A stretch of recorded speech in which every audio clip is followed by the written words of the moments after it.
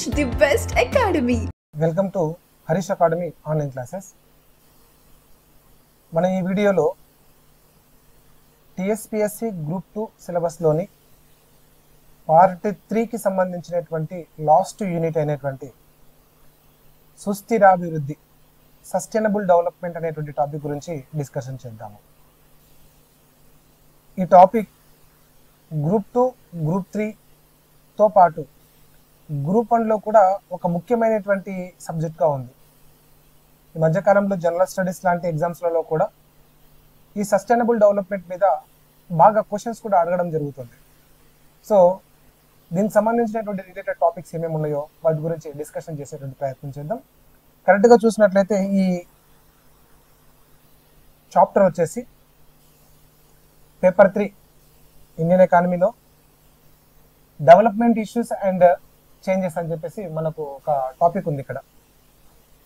Development issues and changes, అభివృద్ధి సమస్యలు మరియు మార్పు అనేటువంటి టాపిక్తో మనకు లాస్ట్ యూనిట్ కింద కనబడుతుంది. ఇక్కడ పర్యావరణం మరియు సుస్థిర అభివృద్ధి అనేటువంటి టాపిక్ పేరుతో కనబడుతుంది. మరి దీనికి సంబంధించినటువంటి పర్యావరణ భావనలు, పర్యావరణ పరిరక్షణ మరియు సుస్థిర అభివృద్ధి, కాలుష్యం రకాలు, నియంత్రణ చర్యలు, పర్యావరణ ప్రభావాలు, భారతదేశ పర్యావరణ విధానాలు, ఎన్విరాన్మెంటల్ పాలసీస్ గురించి ఇక్కడ మనం డిస్కషన్ చేసేది ఉంటుంది. ఇదంతా కూడా డెవలప్మెంట్ ఇష్యూస్కి సంబంధించినటువంటి యూనిట్ అయితే అందులో చివరి యూనిట్ మనకి డిస్కషన్ చేయబోయేటువంటి యూనిట్. ఇదే కాకుండా ఇండియన్ ఎకానమీకి సంబంధించినటువంటి కూడా ఒక 5 యూనిట్స్ కనబడతా ఉన్నాయి. వీటితో పాటు డెవలప్మెంట్ ఇష్యూస్కి సంబంధించిన ఒక 5 యూనిట్స్ని మనము ఆన్లైన్లో హరీష్ అకాడమీ యాప్ ద్వారా ప్రొవైడ్ చేయడం జరుగుతుంది. ఈ నోటిఫికేషన్కి మీకు హరీష్ అకాడమీలో ఈ డెవలప్మెంట్ ఇష్యూస్ అండ్ ఇండియన్ ఎకానమీకి సంబంధించినటువంటి ఆన్లైన్ క్లాసెస్ మీకు అవైలబుల్గా ఉన్నాయి. ఇంట్రెస్ట్ ఉన్నవారు మనకు కావాల్సినటువంటి ఎకానమీ క్లాసులు అక్కడ వినవచ్చు. సో రికార్డింగ్ ప్రాసెస్ స్టార్ట్ అయింది. సరిగా 1 మంత్లో ఈ రికార్డింగ్ ప్రాసెస్ పూర్తవుతుంది. అలాగే మనకు ఎకానమీకి సంబంధించినటువంటి పుస్తకం కూడా ఎడిటింగ్ నడుస్తూ ఉంది. సో ఇందులో ఆల్రెడీ మనకు ఇండియన్ ఎకానమీకి సంబంధించిన 2 ఎడిషన్స్ ఇప్పటికే మన మార్కెట్లో అందుబాటులో ఉంచడం జరిగింది. మరి 3rd ఎడిషన్ని ఏప్రిల్ 1st వీక్లో అందుబాటులో తీసుకొచ్చేటువంటి ప్రయత్నం చేస్తున్నాము. ఇందులో భాగంగా మనం చేస్తున్నటువంటి ఈ అప్డేట్స్ అన్నీ కూడా వాస్తవానికి ఫైనాన్షియల్ ఇయర్ అనేటువంటిది ఎప్పుడైనా సరే ఏప్రిల్ 1st స్టార్ట్ అయ్యి మార్చ్ 31st ఎండ్ అవుతుంది. ఇది ఫైనాన్షియల్ ఇయర్ అంటారు దీన్ని, ఆర్థిక సంవత్సరము. మరి ఈ ఫైనాన్షియల్ ఇయర్లో 31st వరకు కొన్ని అప్డేట్స్, రిపోర్ట్స్ రావాల్సి ఉంది. ఇంకా వాటన్నిటిని కలుపుకొని మనం పుస్తకాన్ని రిలీజ్ చేస్తే బాగుంటుందన్న ఆలోచనతో మనం వాటన్నిటిని కూడా ఇప్పటికే అన్ని రకాల అప్డేట్స్ని అందుబాటులోకి తీసుకోవడం జరిగింది. Union budget and state budget, Indian economy review పేరుతో వచ్చినటువంటి కేంద్ర సర్వే, వాటితో పాటు నేషనల్ స్టాటిస్టికల్ ఆఫీస్ వారి యొక్క రిపోర్ట్స్ కూడా మనం ఆల్రెడీ మొత్తం టోటల్గా సెట్ చేసుకోవడం జరిగింది. ఈ 31st వరకు వచ్చేటువంటి అప్డేట్స్ని కూడా మనం కవర్ చేసుకొని రేపు ఏప్రిల్ 1st వీక్లో మనం Indian economy, development issues and Telangana ఎకానమీతో పాటు ఒక పుస్తకాన్ని మనకు మార్కెట్లో అందుబాటులోకి తీసుకురాబోతున్నాం. సో ఇప్పుడు వరకు ఉన్నటువంటి పుస్తకాలన్నీ కూడా కాస్త ఓల్డ్ డేటా ఉంటుంది, వాటన్నిటిని అప్డేట్ చేసుకోవడం మీకు కష్టంగా ఉండొచ్చు. సో ఈ పుస్తకం తీసుకోవడం వల్ల అన్ని రకాల అప్డేట్స్ మీకు పూర్తి స్థాయిలో అందుబాటులోకి వస్తాయి. సరే, మొత్తానికైతే మనం సస్టైనబుల్ డెవలప్మెంట్ టాపిక్ గురించి ఏముంది, ఇందులో ఏం గుర్తుపెట్టుకోవాలి, మనము ఇక్కడ నుంచి ఇంపార్టెంట్ ఏరియాస్ ఏవి ఉన్నాయో చెక్ చేసుకుంటూ మనం ఈ టాపిక్ని కంప్లీట్ చేద్దాం. సుస్థిర అభివృద్ధి. వాస్తవానికి వృద్ధి అనేటువంటి పదం మీరు వినే ఉంటారు. చాలా కాలం పాటు ప్రపంచ దేశాలు వృద్ధికే ప్రాధాన్యత ఇస్తూ వచ్చాయి. తర్వాతి కాలంలో వృద్ధికి, అభివృద్ధికి మధ్య వ్యత్యాసాలు ఉన్నాయని, వృద్ధి అన్నది కేవలం అభివృద్ధి చెందినటువంటి దేశాలకు సంబంధించిన పదమని, అభివృద్ధి ఏమో అభివృద్ధి చెందుతున్న దేశాలకు సంబంధించిన పదమని ఆర్థికవేత్తలు ఒక అభిప్రాయానికి వచ్చారు. ఇప్పుడు చూస్తే వృద్ధి కాదు, అభివృద్ధి కాదు, ఇప్పుడు ఏకంగా సుస్థిర అభివృద్ధి అనేటువంటి పదాన్ని ప్రపంచ దేశాలన్నీ పాటిస్తున్నాయి. మనం చూసినట్లయితే కనుక వృద్ధి అన్నది కేవలం అభివృద్ధి చెందిన దేశాలు మాత్రమే ప్రియారిటీ ఇచ్చేటువంటి పదం. దీన్నే వృద్ధిని ఆర్థిక వృద్ధి అని కూడా చెప్పవచ్చు.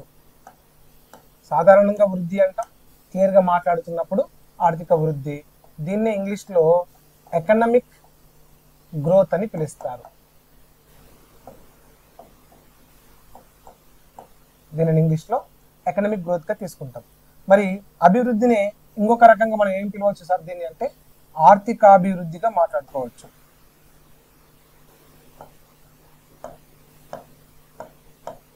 ఆర్థికాభివృద్ధి, దీనిని ఎకనామిక్ డెవలప్మెంట్ అంటారు.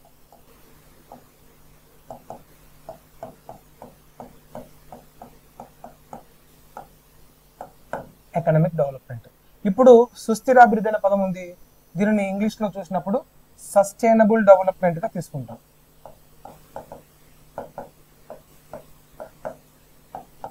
ఏంటి వీటి మధ్య గల వేరియేషన్? వృద్ధికి, అభివృద్ధికి, సుస్థిరాభివృద్ధికి స్పష్టమైనటువంటి వ్యత్యాసాలు ఉన్నాయి, అవి తెలుసుకునే ప్రయత్నం చేద్దాం. మామూలుగా వృద్ధి అంటే జాతీయ ఆదాయంలో పెరుగుదల శాతము. జాతీయ ఆదాయం పెరిగితే చాలు వృద్ధి అనేది సాధ్యమవుతుంది. మరి జాతీయ ఆదాయం అనేది దేనికి సంబంధించిన పదం అంటే ఉత్పత్తి విలువ. ప్రొడక్షన్ పెరిగితే చాలు, ఆ ప్రొడక్షన్ వాల్యూనే మనం ఇక్కడ నేషనల్ ఇన్కమ్ అంటున్నాం. కాబట్టి ఉత్పత్తి పెరిగే కొద్దీ నేషనల్ ఇన్కమ్ పెరుగుతుంది. ఎంత పెరుగుతుందో చెప్పేది గ్రోత్, వృద్ధి. ఓకేనా? జాతీయ ఆదాయంలో పెరుగుదల శాతాన్ని వృద్ధి అంటాం. సో జాతీయ ఆదాయంలో వృద్ధి పెరగాలంటే ఉత్పత్తిని పెంచుకుంటే సరిపోతుంది. సో ఇప్పుడు మనం అభివృద్ధి అంటున్నాం. అభివృద్ధి అనేటువంటిది ఇది విశాలమైన అర్థాన్ని ఇచ్చేటువంటి పదం. దీన్ని ఎకనామిక్ డెవలప్మెంట్ అని పిలుస్తాం, లేదా ఆర్థిక అభివృద్ధి అనే పదంతో తెలుగులో వాడడం జరుగుతుంది. మరి ఇక్కడ ఆర్థిక అభివృద్ధి అనే చోట కేవలం జాతీయ ఆదాయాన్ని పెంచుకుంటే సరిపోతుందా అంటే కేవలం ఉత్పత్తిని పెంచుకుంటే సరిపోతుందా అంటే వృద్ధిని సాధిస్తే సరిపోతుందా అంటే కాదు. ఇలా వృద్ధిని సాధిస్తూనే మరికొన్ని సామాజిక సమస్యలను తగ్గించుకోవాలి. అంటే పేదరికం, నిరుద్యోగం లాంటి సమస్యలను తగ్గించుకోవాలి. ఇలా వృద్ధి సాధిస్తూ సామాజిక సమస్యలు తగ్గించుకుంటుంటే సింపుల్గా దాన్ని ఆర్థిక అభివృద్ధి అంటారు. అంటే వృద్ధిలో కేవలం ఉత్పత్తిని పెంచుకొని జాతీయ ఆదాయాన్ని పెంచుకొని వృద్ధి సాధిస్తే సరిపోతుంది. కానీ ఆర్థికాభివృద్ధిని సాధించాలంటే ఆ వృద్ధిని సాధించడంతో పాటు అంటే ఉత్పత్తిని పెంచి జాతీయ ఆదాయాన్ని పెంచి వృద్ధిని సాధించడంతో పాటు సామాజిక సమస్యలైన పేదరికము, నిరుద్యోగము, అసమానతలు వంటి రుగ్మతలను రూపమాపితే అది ఆర్థిక అభివృద్ధి అంటారు. మరి పేదరికము, నిరుద్యోగం, అసమానతలు అభివృద్ధి చెందిన దేశాలలో ఉండవు కదా, అందుకే వాళ్ళు డైరెక్ట్గా వృద్ధికి ప్రాధాన్యత ఇస్తారు. పేదరికం, నిరుద్యోగం, అసమానతలు ఎవరి లక్షణం? డెవలపింగ్ కంట్రీస్ యొక్క లక్షణం, అభివృద్ధి చెందుతున్న దేశాల లక్షణం. అందుకే అభివృద్ధి చెందుతున్న దేశాలు ఇప్పుడు ఆర్థిక అభివృద్ధికి ప్రయారిటీ ఇస్తాయి. కానీ ఇప్పుడు 21వ శతాబ్దంలో ఒక కొత్త సమస్య ఉత్పన్నమైంది. ఏంటంటే వృద్ధిని సాధించడానికి ప్రయత్నిస్తున్నప్పుడు లేదా ఆర్థికాభివృద్ధిని సాధిస్తున్నప్పుడు తెలియకుండానే కొన్ని సమస్యలు ఉత్పన్నమవుతున్నాయి. ఎందుకంటే వృద్ధిని సాధించాలన్నా ఉత్పత్తి పెంచాల్సిందే, ఆర్థికాభివృద్ధిని సాధించాలన్నా ఉత్పత్తి పెంచాల్సిందే. ఉత్పత్తితో పాటు సామాజిక సమస్యలు తగ్గించుకోవాల్సి ఉంటుంది. మరి ఉత్పత్తి పెంచాలంటే పరిశ్రమలు స్థాపించాలి, వనరులు తవ్వాలి, వాడాలి. దీనివల్ల ఏమవుతుందంటే వనరులు వాడే కొద్దీ అవి తరిగిపోతూ ఉంటాయి. అలాగే పరిశ్రమలు ఎక్కువయ్యే కొద్దీ కాలుష్యాలు ఎక్కువైపోయి మానవ జీవనం మనుగడకే ఒక పెద్ద సవాలుగా మారబోతోంది.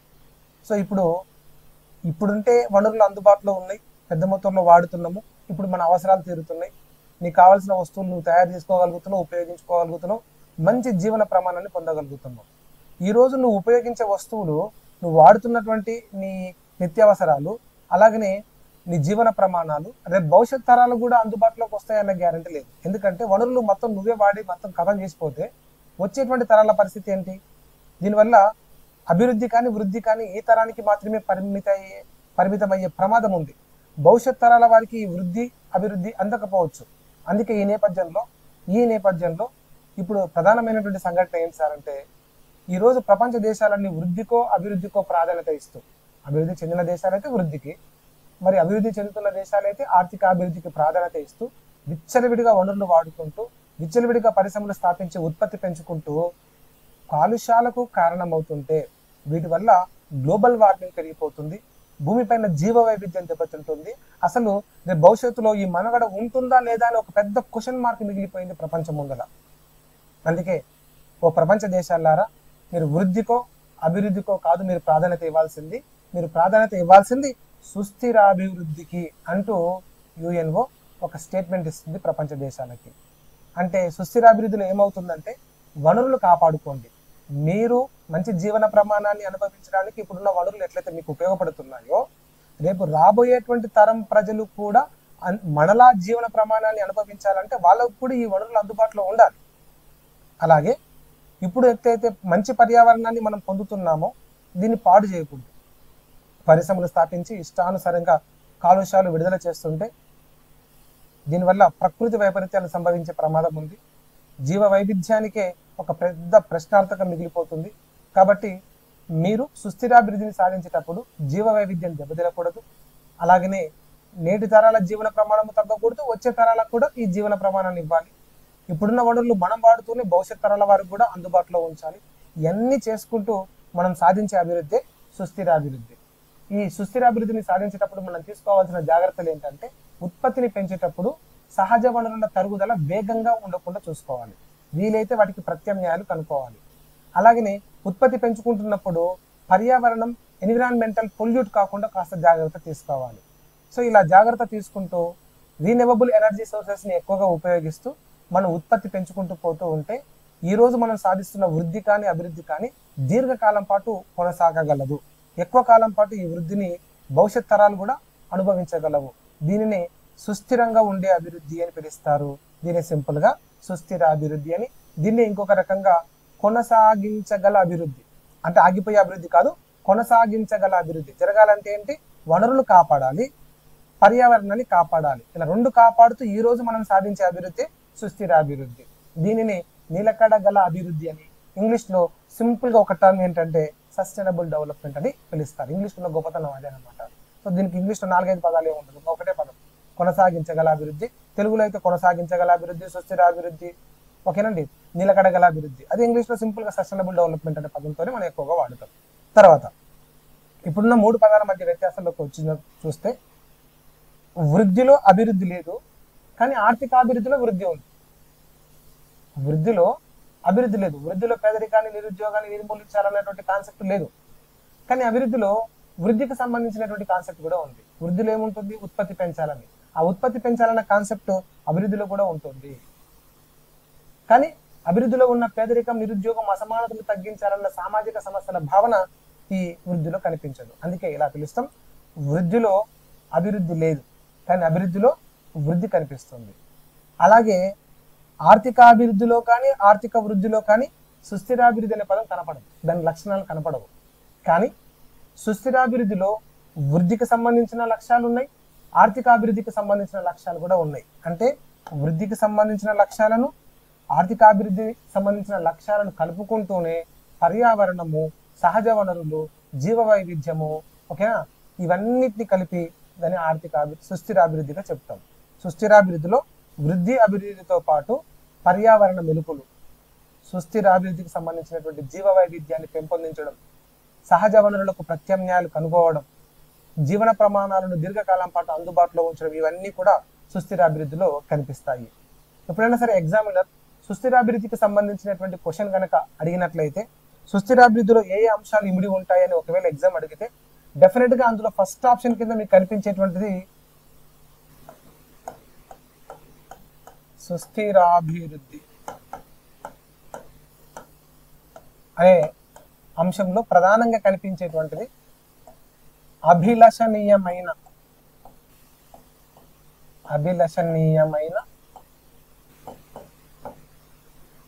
వనరుల వినియోగం.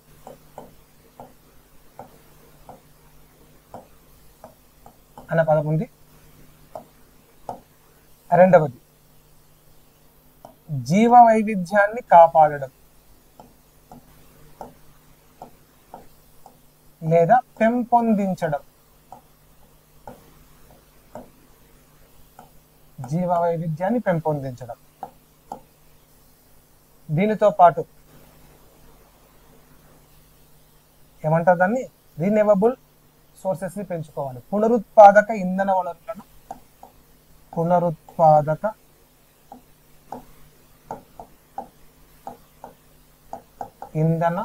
వనరులను పెంచుకోవడం. ఇంకా జీవన ప్రమాణాలను కొనసాగించడం.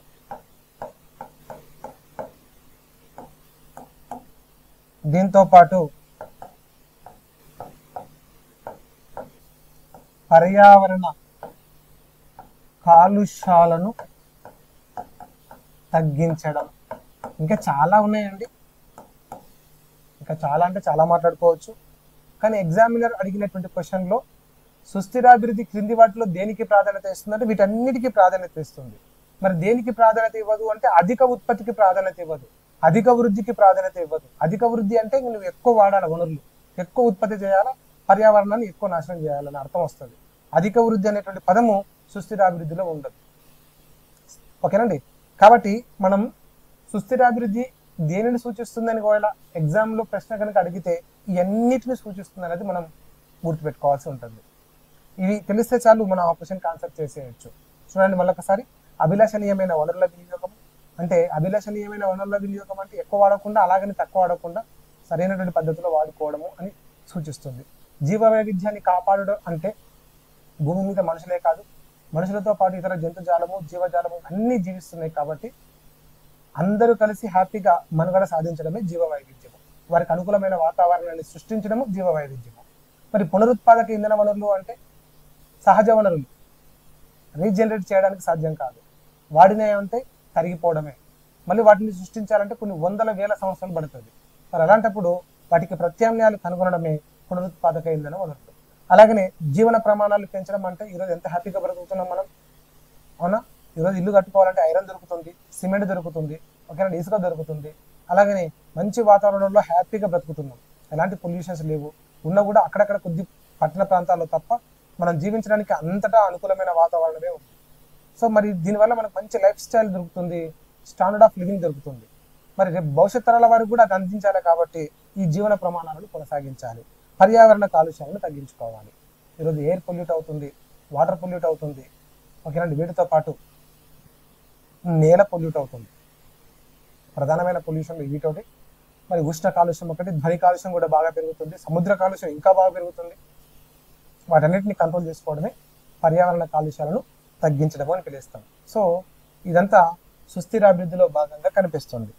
మరి వాస్తవానికి సుస్థిరాభివృద్ధి అనేటువంటి పదం మొట్టమొదటిసారిగా వెలుగులోకి తీసుకొచ్చింది వరల్డ్ కన్జర్వేషన్ యూనియన్ అనేటువంటి సంస్థ.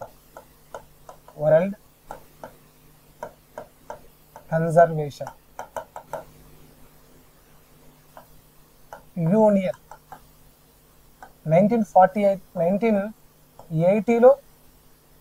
1980లో మొట్టమొదటిసారిగా ఈ వరల్డ్ కన్జర్వేషన్ యూనియన్ వారు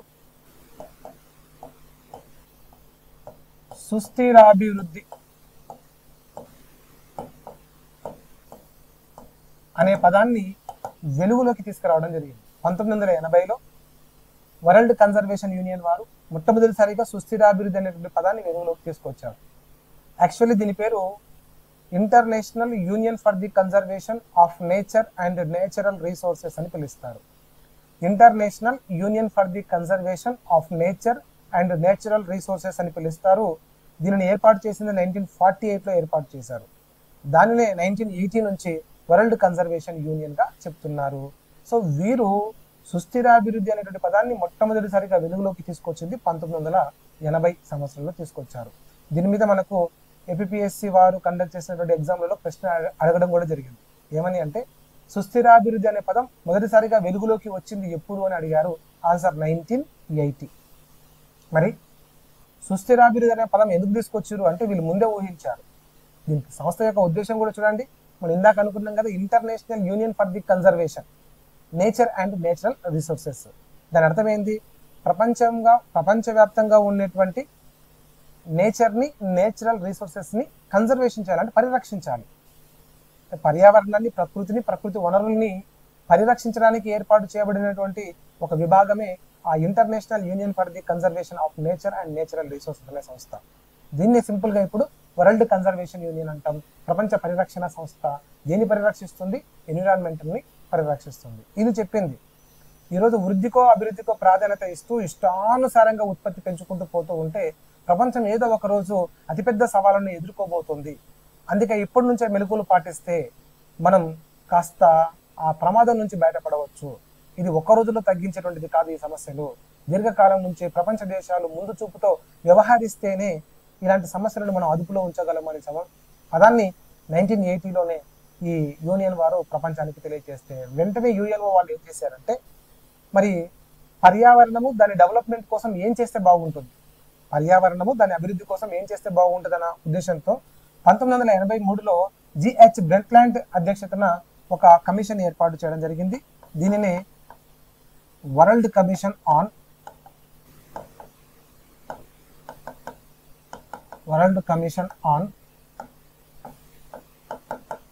ఎన్విరాన్మెంట్ అండ్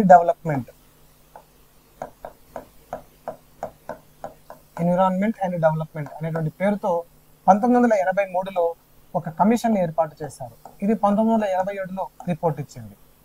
దీనినే పర్యావరణము మరియు దాని అభివృద్ధి మీద నియమించబడినటువంటి కమిషన్ గా చెప్తారు. యుఎన్ఓ నియమించింది. పర్యావరణము దాని అభివృద్ధి మీద నియమించింది అప్పటి నార్వే దేశపు ప్రధాని అయినటువంటి జిహెచ్ బ్రెంట్లాండ్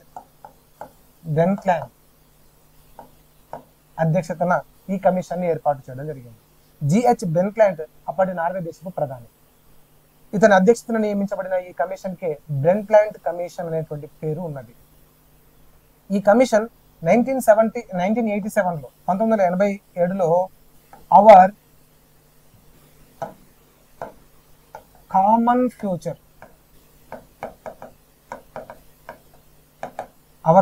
ఫ్యూచర్ పేరుతో, అంటే మన సాధారణ భవిష్యత్తు అనే పేరుతో ఒక నివేదిక ఇవ్వడం జరిగింది. మన సాధారణ భవిష్యత్తు అనేటువంటి పేరుతో ఒక నివేదిక ఇవ్వడం జరిగింది. అవర్ కామన్ ఫ్యూచర్ పేరుతో ఈ జిహెచ్ బ్రెంట్లాండ్ కమిషన్ లేదా the world commission on environment and development పేరుతో ఇచ్చినటువంటి నివేదిక ప్రపంచ దేశాల్లో ఒక్కసారిగా ఆలోచింపజేసింది. ముఖ్యంగా ఐక్యరాజ్య సమితికి ఒక పెద్ద సవాలు ముందు కనబడతా ఉంది. అదే పర్యావరణ విపత్తులు. దీని నుంచి ప్రపంచాన్ని బయటపడేలా చేయాలి అంటే ఇప్పటి నుంచే ప్రపంచ దేశాలను ఏకతాటి మీదకి తీసుకొచ్చి అందరూ కలిసికట్టుగా పోరాటం చేసే తప్ప ఈ ప్రమాదం నుంచి బయట పడలేమని గుర్తించినటువంటి యుఎన్ఓ హుటాహుటిన 1987లో ఒక సమావేశాన్ని ఏర్పాటు చేసింది. అదే మాంట్రియల్ ప్రోటోకాల్ కి దారితీసింది. మీరు వినే ఉంటారు మాంట్రియల్ ప్రోటోకాల్ అని.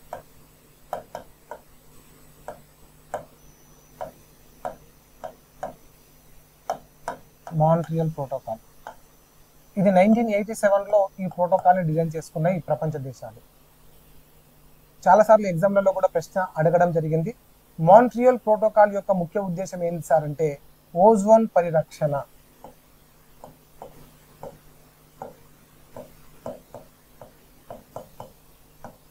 పెట్టుబడిదారు దేశాలు, ముఖ్యంగా అభివృద్ధి చెందిన దేశాలు, వారు వృద్ధి సాధనలో పోటీ పడుతూ విపరీతమైనటువంటి వస్తుత్పత్తిలో పాల్గొంటూ కాలుష్యాలను విడుదల చేస్తుంటే వాతావరణంలోకి సిఎఫ్సిల విడుదల ఎక్కువగా అవుతుంది. దీనివల్ల ఓజోన్ పొర దెబ్బతింటుంది.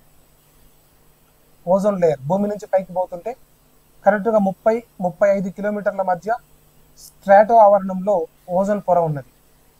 ఈ ఓజోన్ పొర నెమ్మదిగా వాటికి చిల్లులు పడుతున్నాయట. దీనివల్ల ఏమవుతుందంటే సూర్యుడి నుంచి వచ్చేటువంటి అతినీల లోహిత కిరణాలు, అల్ట్రా వైలెట్ రేస్ అనేటువంటివి భూమిని చేరుతున్నాయి. దీనివల్ల భూతాపం పెరుగుతుంది, భూమి వేడెక్కుతుంది. ఎప్పుడైతే అల్ట్రా వైలెట్ రేస్ కనుక మన భూమిని చేరుతాయో మొక్కల మీద పడితే మొక్కలలో ఉన్నటువంటి ఆ ఆకుపచ్చ కలర్కి కారణమైనటువంటి క్లోరోఫిల్ నాశనం అవుతుంది. దీనివల్ల క్లోరోఫిల్ నాశనం అవుతే ఏమవుతుంది, ఫోటోసింథసిస్ అనేది జరగదు, అంటే కిరణజన్య సంయోగ క్రియ జరగదు. అదే జరగకపోతే ఆ పంటలు సరిగా పండవు, ఉత్పత్తి సరిగా రాదు. దీనివల్ల ఆహార ధాన్యాల కొరత ఏర్పడుతుంది. మనుషుల చర్మం మీద పడితే చర్మ రోగాలు వస్తాయి, కంటి చూపు మందగిస్తుంది, భూతాపం పెరిగి భూమిపై నివసించేటువంటి చిన్న చిన్న సూక్ష్మ జంతుజాలం అంతరించిపోతుంది. అలాగే ఇంతే కాకుండా సముద్రపు మట్టాలు పెరిగిపోతాయి. కారణం ధ్రువ ప్రాంతాలలో ఉన్న మంచు కరిగితే సముద్ర తీరానికి ఆనుకొని ఉన్న ప్రాంతాలు మునిగిపోతాయి, జీవదేశాలు కూడా మునిగిపోయే అవకాశాలు ఉన్నాయి. ఈరోజు తువాలు, అలాగే ఈ మన మాల్దీవులు లాంటి ప్రాంతాలు కూడా, తువాలు ఆల్మోస్ట్ ఆల్ ఇంకా క్లోజ్ అవ్వడానికి దగ్గరికి వచ్చింది. మాల్దీవులకు కూడా రేపు భవిష్యత్తులో ఒక పెద్ద హెచ్చరిక ముందు ఉన్నది. ఇప్పుడు ఉన్నటువంటి కాలుష్యాల విడుదల ఇలాగే కంటిన్యూ అవుతే 2100 సంవత్సరం నాటికి సగటు ఉష్ణోగ్రతలు పారిశ్రామిక విప్లవం రాకముందు నుంచి పారిశ్రామిక విప్లవం వచ్చిన తర్వాత భూమిపై సగటు ఉష్ణోగ్రతలు పెరిగే వేగం పెరుగుతుందని, ఇది ఇలాగే కొనసాగితే 2100 సంవత్సరం నాటికి 2.1 డిగ్రీల సెల్సియస్ నుంచి 2.4 డిగ్రీల సెల్సియస్ మధ్య సగటు దైనందిన ఉష్ణోగ్రతలు పెరిగే అవకాశం ఉందని, ఇదే జరిగితే సముద్ర తీర ప్రాంతంలో ఉన్నటువంటి చాలా ప్రాంతాలు మునిగిపోతాయి, జీవదేశాలు కూడా మునిగిపోయే ప్రమాదం ఉన్నది. అందుకే వీటిని కంట్రోల్ చేయడం కోసం 2015లో ప్యారిస్ సమ్మిట్ లో ఒక కీలకమైన నిర్ణయం తీసుకోవడం జరిగింది. గ్లోబల్ వార్మింగ్ ని కంట్రోల్ చేయడమే ప్యారిస్ సమ్మిట్ యొక్క ముఖ్య ఉద్దేశం. సో ప్యారిస్ సమ్మిట్ లోకి వచ్చే ముందు ఈ ప్రోటోకాల్ గురించి క్లియర్ చేసుకుందాం. ఓజోన్ పొర పరిరక్షణనే ఈ మాంట్రియల్ ప్రోటోకాల్ యొక్క ప్రధాన ఉద్దేశం. అయితే దీని ముందున్న టార్గెట్ ఏంటంటే 2070 నాటికి 1980 నాటికి ఓజోన్ స్థాయిని తీసుకురావాలి. 1980s లో ఓజోన్ లేయర్ ఏ రకంగా ఉందో 2070 నాటికి కూడా ఆ రకంగా ఉండాలి. ఆ రకంగా ఉండాలంటే ఇప్పటి నుంచే ప్రపంచ దేశాలు తాము విడుదల చేస్తున్న క్లోరోఫ్లోరోకార్బన్, ముఖ్యంగా హైడ్రోక్లోరోఫ్లోరోకార్బన్ యొక్క విడుదలను 50%కి తగ్గించుకున్న చాలు, అది యాజ్ ఇట్ ఈస్గా తీసుకురావచ్చు. ఇప్పటికే చాలా దేశాలు ఈ మాంట్రియల్ ప్రోటోకాల్ని పర్ఫెక్ట్గా ఇంప్లిమెంట్ చేయడం ద్వారా ఓజోన్ పొరకు ఏర్పడిన నష్టం ఇప్పుడిప్పుడే రికవర్ అవుతుంది. ప్రపంచంలో ఉన్నటువంటి అన్ని దేశాలు కూడా ఈ హైడ్రోక్లోరోఫ్లోరోకార్బన్లను కనుక వాటి యొక్క విడుదల స్థాయిని తగ్గించుకోగలిగితే కోల్పోయినటువంటి ఓజోన్ పొర నష్టాన్ని మళ్ళీ పూర్తిగా తిరిగి పొందవచ్చు. సో ఈ రకంగా ఓజోన్ పొరను పరిరక్షించడమే లక్ష్యంగా 1987లో ఈ మాంట్రియల్ ప్రోటోకాల్ని డిజైన్ చేయడం జరిగింది. ఏ దేశంలో సార్ ఇదంటే కెనడా దేశంలో. మాంట్రియల్ అనేటువంటిది కెనడా దేశంలో ఉన్నటువంటి నగరం. దీని మీద చాలాసార్లు ఎగ్జామ్లో ప్రశ్న అడిగారు, మళ్ళీ కూడా అడగడానికి అవకాశం ఉంది. దీని తర్వాత ప్రపంచ పర్యావరణాన్ని పరిరక్షించడం కోసం ఏర్పాటు చేసుకున్న మరొక ముఖ్యమైనటువంటి సమ్మిట్ ఏది సార్ అంటే క్యోటో ప్రోటోకాల్. ఈ క్యోటో ప్రోటోకాల్ అనేటువంటిది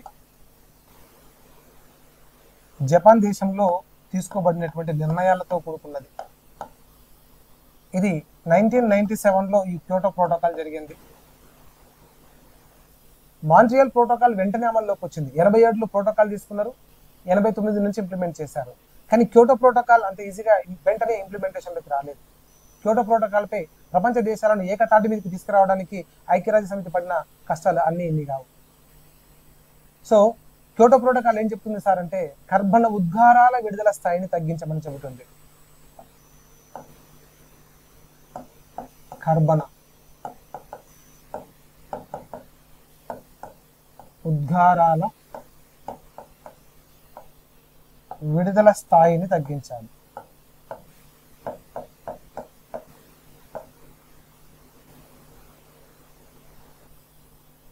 రెండు 2020 నాటికి దీనికి సంబంధించినటువంటి లక్ష్యాలు ఉన్నాయి.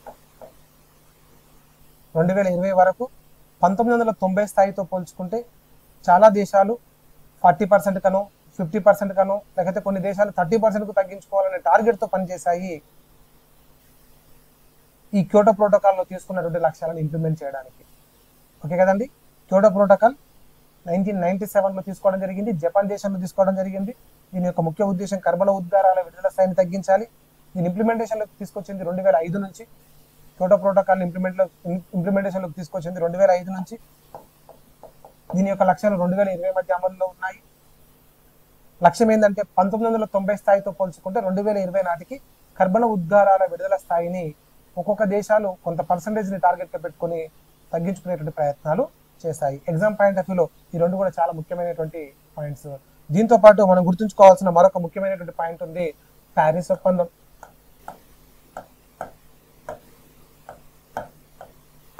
ప్యారిస్ ఒప్పందం ఈ 2015లో జరిగినటువంటి ఒప్పందం. దీని ముఖ్య ఉద్దేశం ఏంటంటే గ్లోబల్ వార్మింగ్ ను తగ్గించడం.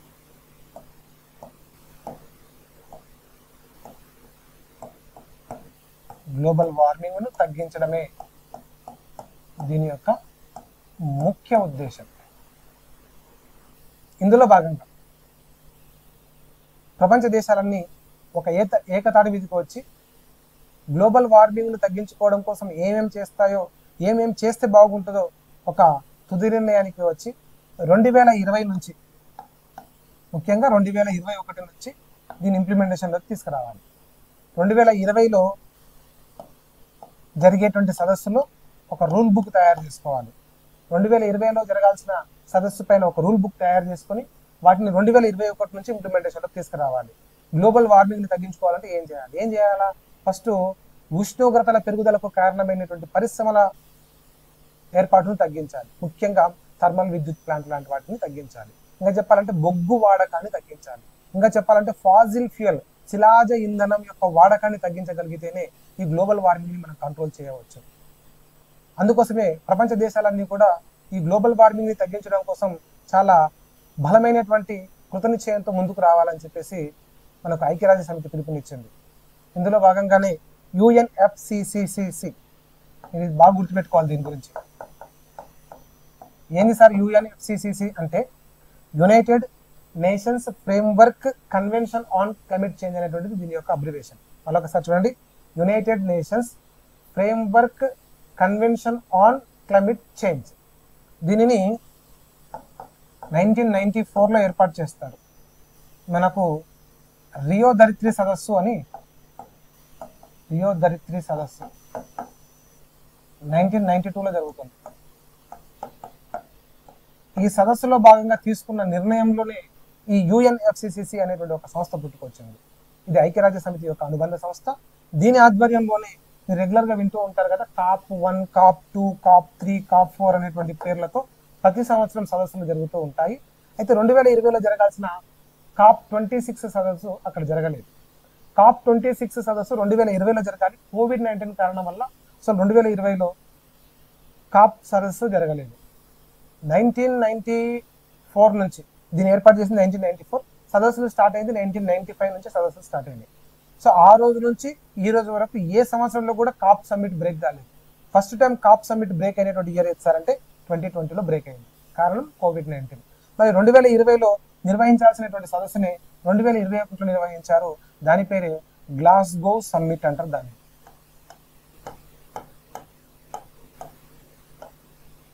Glasgow summit. ఈ గ్లాస్గో సమ్మిట్ 2021లో యూకేలో ఒక భాగమైన గ్లాస్గో అనేటువంటి నగరంలో జరిగింది. అయితే 2015లో తీసుకునేటువంటి ప్యారిస్ సమ్మిట్ యొక్క నిర్ణయాలని ఇక్కడ ఇంప్లిమెంట్ చేయాల్సినటువంటి అవసరం ఏర్పడ్డది. 2020 నుంచే కీలకమైన నిర్ణయాలు తీసుకోవాలనుకున్నారు. ఒక రూల్ బుక్ తయారు చేసి దాన్ని ఇంప్లిమెంట్ చేయాలనుకున్నారు. కానీ ప్రపంచ దేశాలు సమావేశం కాలేకపోయినాయి COVID-19 వల్ల. అందుకే 2021లో ఈ గ్లాస్గోలో సమావేశమైన దేశాధినేతలు ఆ సమావేశానికి అటెండ్ అయ్యారు. దేశాధినేతలు మామూలుగా పర్యావరణ శాఖ మంత్రులు అటెండ్ అవుతారు ఈ సమావేశాలకి, కానీ దేశాధినేతలే అటెండ్ అయ్యారు అంటే దానికి ఎంతో ప్రాముఖ్యత ఉంటే తప్ప ఆ సదస్సుకు దేశాధినేతలు అటెండ్ కారు. అంటే నరేంద్ర మోడీ గారు ఈ సదస్సుకు అటెండ్ అయ్యారు. సాధారణంగా పర్యావరణ శాఖ మంత్రులు వెళ్తే సరిపోతుంది. ప్రపంచ దేశాధినేతలే వచ్చారంటే ఇది ఎంత కీలకమైన సమ్మిటో మనం అందరం కూడా గుర్తుపెట్టుకోవాలి.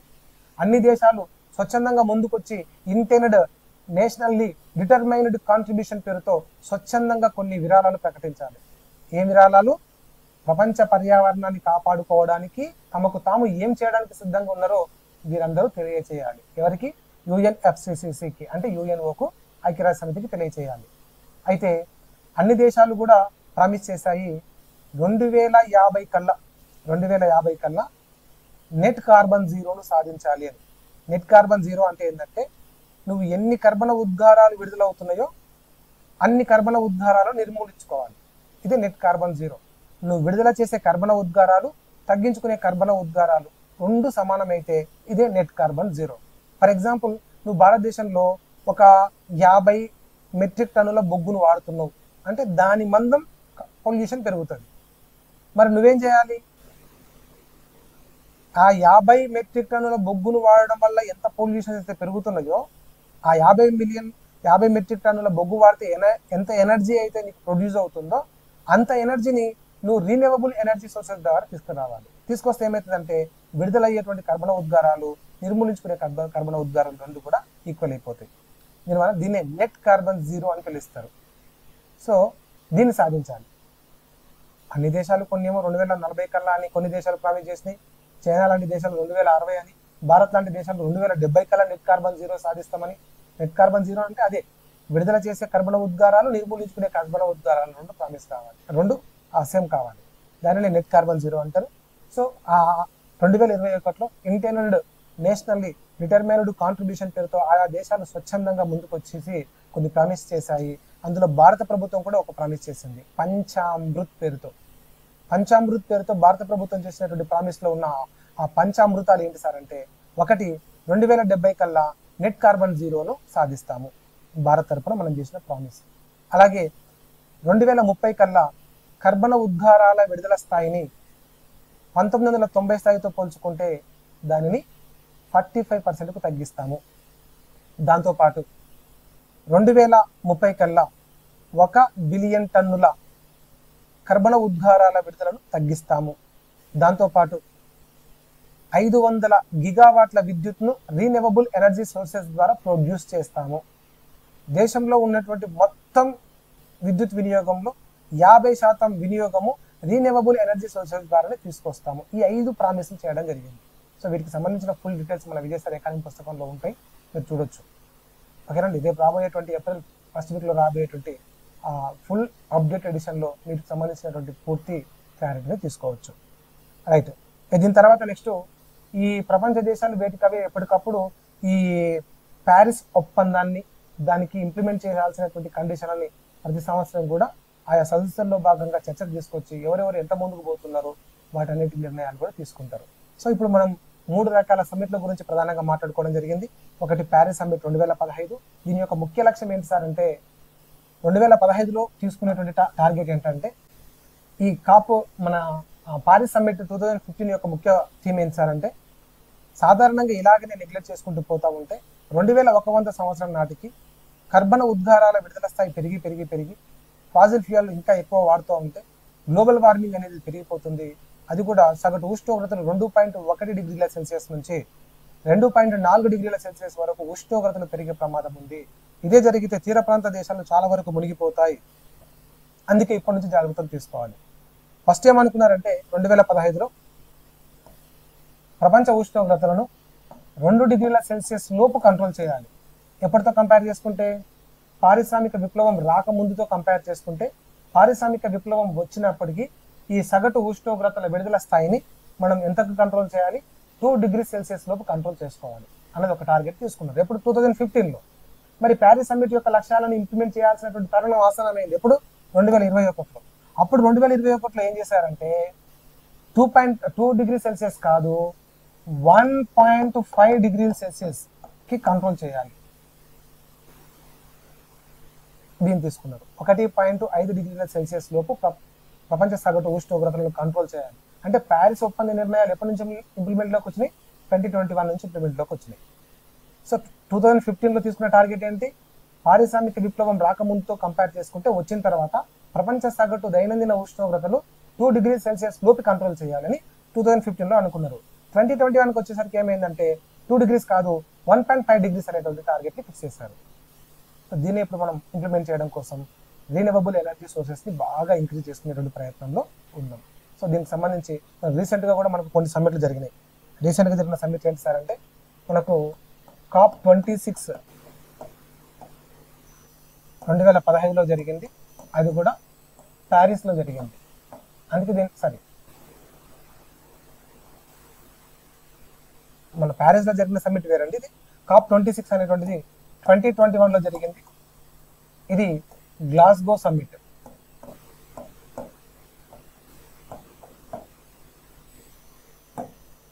అలాగే COP27, ఎందుకంటే రీసెంట్ గా వచ్చినటువంటి సమ్మిట్ మనకి ఎగ్జామ్ లో అడుగుతారు కాబట్టి అవి చూసుకుంటే సరిపోతుంది. అలాగే COP27 అనేటువంటిది 2022లో వచ్చింది. ఎక్కడ కండక్ట్ చేశారు సార్ దీని అంటే, షార్మ్ ఎల్ షేక్,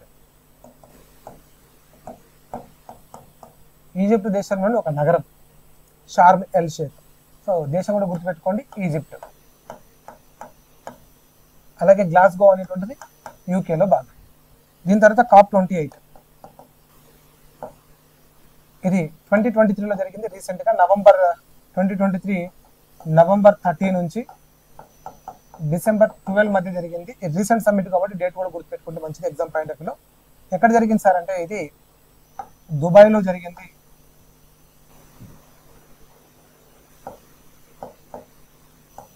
దుబాయ్లో జరిగింది. యుఏఈ అనే దేశం, యునైటెడ్ అరబ్ ఎమిరేట్స్ అంటాం, యుఏఈ దేశంలోని ఒక ఎక్స్పో సిటీ అయినటువంటి దుబాయ్లో జరగడం జరిగింది, కండక్ట్ చేశారు. సో ఇట్లా మనం COP26, 27, 28 వీటికి సంబంధించినటువంటి పూర్తి డీటెయిల్స్ గురించి మనం ముందు క్లాస్లో డిస్కషన్ చేద్దాం. ఇంకొక విషయం కూడా గుర్తుంచుకోండి, కర్బన ఉద్గారాల విడుదల స్థాయిని తగ్గించాలనే టార్గెట్ క్యోటో ప్రోటోకాల్ది, ఓజోన్ పొర పరిరక్షణకు సంబంధించింది మాంట్రియల్ ప్రోటోకాల్ది. ఈ గ్లోబల్ వార్మింగ్ ను తగ్గించుకోవాలన్న టార్గెట్ ప్యారిస్ ఒప్పందం అండి. అయితే ప్యారిస్ ఒప్పందంలోనే గ్లోబల్ వార్మింగ్ అనేటువంటి థీమ్ బయటకు రాలేదు. 2009 కోపెన్హేగన్ ధరిత్రి సదస్సు నుంచి ఈ థీమ్ స్టార్ట్ అయ్యింది. 2009లో COP15 పేరుతో డెన్మార్క్ దేశంలోని కోపెన్హేగన్లో ఒక సమిట్ జరిగింది, దాన్ని COP15 అంటారు. అక్కడనే ఫస్ట్ టైం ఈ గ్లోబల్ వార్మింగ్ ఇష్యూని స్టార్ట్ చేయడం జరిగింది. అక్కడ స్ట్రగుల్ చేస్తే 2015లో ప్రపంచ దేశాలన్నీ కూడా ఏకాభిప్రాయానికి రావడం, 2021 నుంచి ఇంప్లిమెంట్లోకి రావడం అనేది జరిగింది. రాబోయేటువంటి క్లాసుల్లో ఈ సస్టైనబుల్ డెవలప్మెంట్ సంబంధించిన మరిన్ని వివరాలతో ముందుకెళ్దాం. Thank you.